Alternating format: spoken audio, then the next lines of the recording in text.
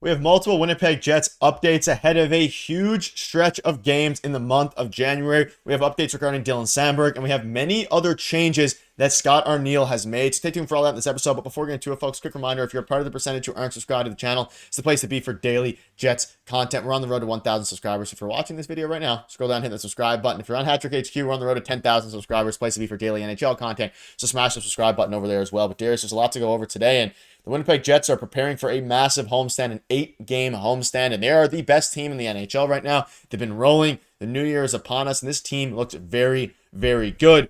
But also, the trade deadline is starting to inch closer and closer. A lot of moves are going to be made here, and the Jets now need to figure out what injuries they have regarding players returning and how the lines are going to start working. So let's dive into this here. Happy New Year's, folks.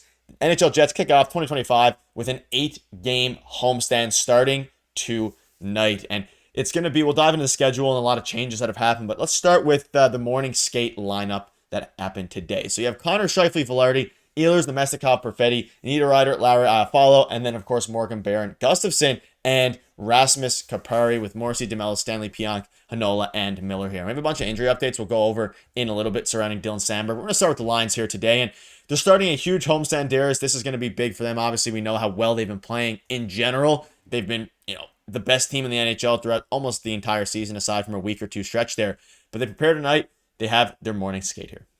Yeah, morning skate lines. I mean, very similar to what we've been seeing the last little while, minus a few players. And we'll get to that in terms of injury updates in just a second. But again, the defense pairings without Dylan Samberg still right now, there is a bit of a problem. Like you mentioned off the top, the trade deadline is coming up pretty soon here in a couple months. So I think the Jets are starting to look forward to that. I think that they are going to add at the deadline, and I think it's going to be a defenseman, even when Samberg comes back, because, a lot of fans, if you would ask Jets fans, Logan Stanley may not be an option moving forward. Now, whether they actually move off of him or anything like that, we will see about that. But I think that they are going to add on defense. And then in terms of, the top two lines, they've been rolling. I'd love to see Cole Perfetti getting back to it now. His game has come back. Obviously, he had a tough stretch there where the Jets were struggling as well, like the entire team was. So he was definitely struggling, but he's back. He seems to be back in top form there. And obviously the top line, Scheifele, has been going off, not just this season, but the last couple of weeks as well. He's been playing some really good hockey. So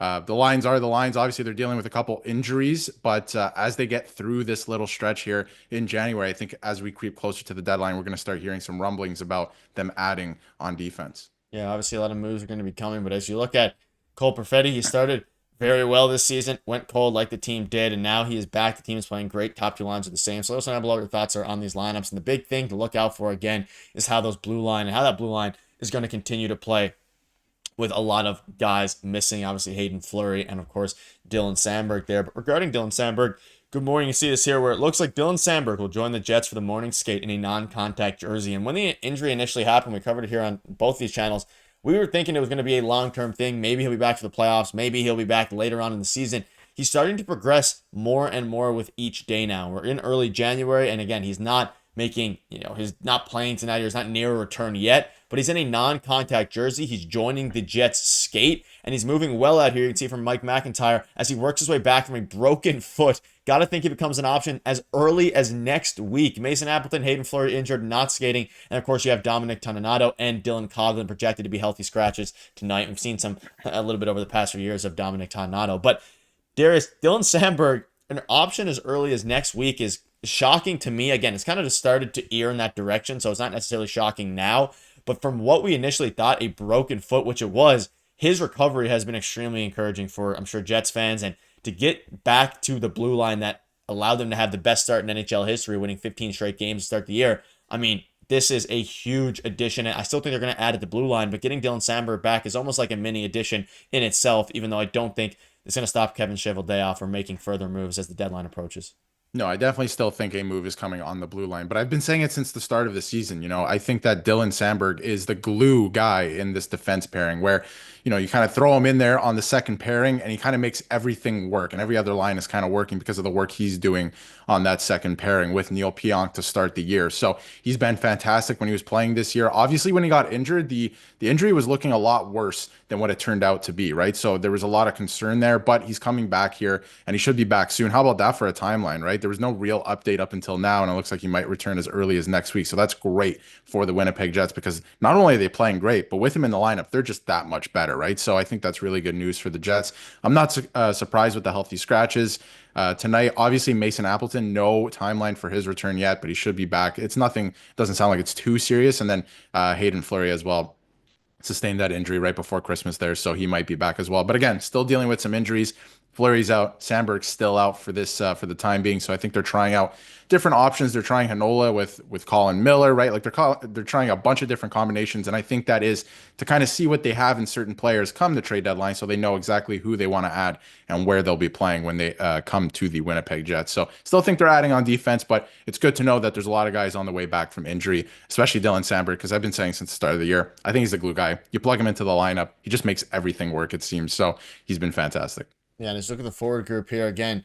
It's interesting because David Gustafson factors in tonight. It's going to be interesting to see how he plays. I mean, a lot of these guys now, the fourth line was rolling for a while there. The top two lines have been especially rolling. And going back to the defense, again, Morrissey, DeMello, Pionk, Stanley, Hanola, Miller. You factor in Dylan Samberg there. It's going to be interesting to see what they do with Hanola and Logan Stanley, because that's been the biggest question mark all season. Was now Hanola's gotten an elevated, at least a mini sustained chance to play. And we thought, Jets fans thought that Samberg was going to be out for a lot longer. And of course, Hayden Fleury's went down with an injury. He was someone who was really starting to play well in that second pairing, and just playing well in general all season, especially for a guy who's 29, 30 years old. He really is having a bit of a, I'm not going to say a full breakout year, but he was really helping sustain the Jets, decor in Samberg's absence. But let's look ahead here to the schedule, because they have a busy schedule. Obviously, starting tonight with the Anaheim Ducks. And there's a lot of opportunity to win here when you're looking at this schedule. Like, they should start off the month hot. You play the Ducks, the Red Wings, the Predators, the Kings, and of course the Avalanche.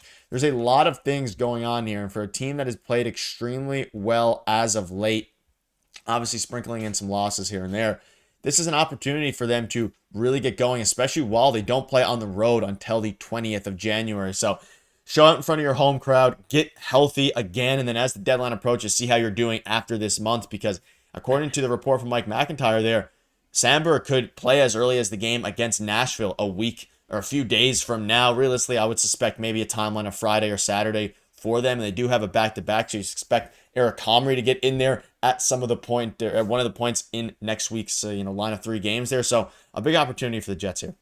I think it's interesting you bring up Comrie as well, because I think he's going to be playing a ton this month, because coming into February, there's a lot of time off, but not for certain guys like Connor Hellebuyck, who's going to be playing in the Four Nations face-off. So I think in a month like this, the first thing that jumped off the page at me, obviously 8 games in a row at home, right? The 8 games at homestand, and then obviously the last one to end the month there, or not end the month, but at the end there against Utah at home as well. But there's an opportunity to pick up a lot of points here early in the month. You're playing Anaheim, you're playing the Red Wings, you're playing Nashville. These teams have not been good this year. So you have an opportunity to pick up a lot of points and an opportunity for Eric Comrie to get into a ton of games this month. So there's really good opportunity here for the Jets as they enter the new year in first place to continue picking up wins and to not overplay Connor Hellebuyck, who has been fantastic, but there's opportunity to rest him as well. And as guys start coming back from injury, like you said, probably not Tuesday, maybe Friday, Saturday of next week, you start to look at some of the guys coming back from injury, but it does depend, how fast they're skating with the rest of the team and taking part in full contact practice. So I think there's a great opportunity for the Jets this month to pick up more wins, separate themselves from not only the rest of the NHL, but the Central Division as well. And obviously get Connor Hellebuyck some rest, because it's going to be a busy February for him. And then obviously moving on to, the playoffs in April. So I think there's a great opportunity for the Jets this month. Yeah, let us know down below your thoughts are on that. We'll keep you updated with all the latest news, so make sure to hit the subscribe button and let us know if you're excited or surprised about the Dylan Samberg timeline. Thank you guys for watching. See you later.